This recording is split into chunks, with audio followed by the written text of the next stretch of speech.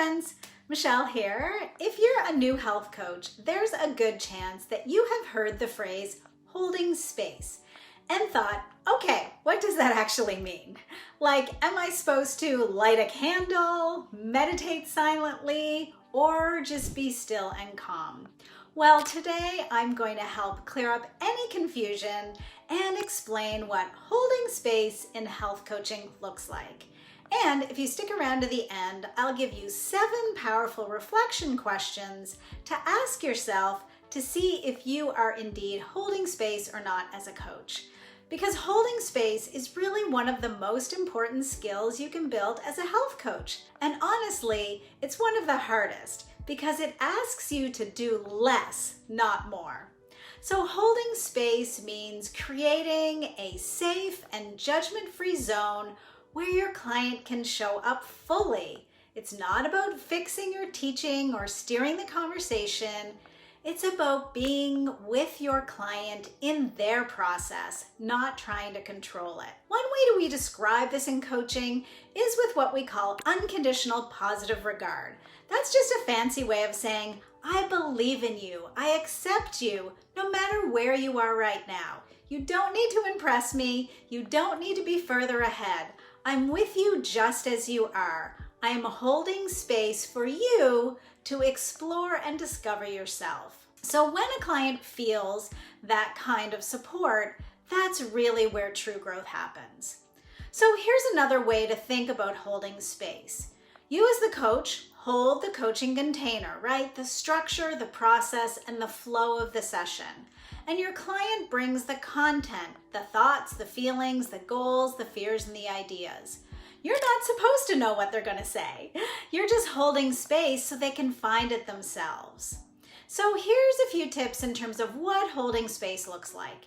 It's listening without interrupting. It's letting silence do some of the work. You're asking, not advising. You're trusting the client's own wisdom. And you're staying grounded even when things get messy. And here's what holding space is not.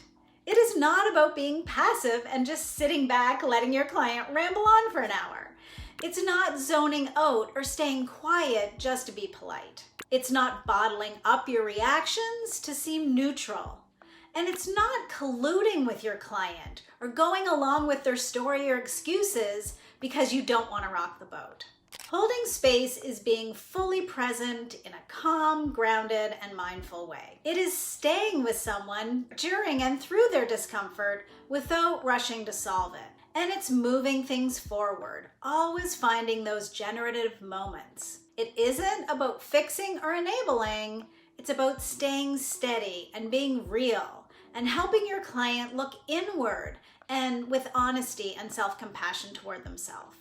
So you're holding space for their self-discovery, their insights, their process, not yours. You're creating a space where they can hear their own thoughts, where they can feel their own emotions and notice their own patterns and habits. That's where the real change starts, from the inside out. So most of us are really wired to jump in and help, especially if you're someone who cares deeply. But when you hold space with respect and curiosity and that unconditional positive regard, you're saying, I trust you to do this, and I'm here with you while you do it. And that's really powerful. So with that understanding of what it means to hold space, as promised, I have 7 powerful self-reflection questions that you can ask yourself to determine if you are holding space or not. The first question is, was I fully present or was my mind elsewhere? Was I really listening or just waiting for my turn to speak? Number 2, did I try to fix, solve, or advise, or did I stay curious? Did I trust the client to find their own answers? Number 3, did I allow that silence or rush to fill it in? Did I create space for reflection or did I push the pace? Number 4, did I offer that unconditional positive regard? Did I show acceptance and belief in the client no matter where they were?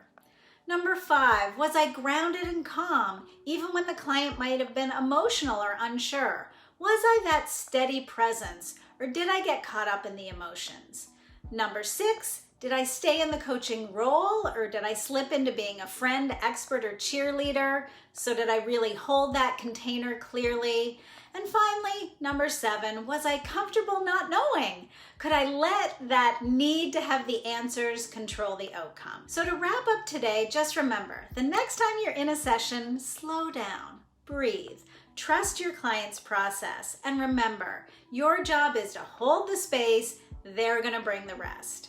So if this was helpful for you, give it a like or drop a comment below. I'd really love to hear how you define holding space.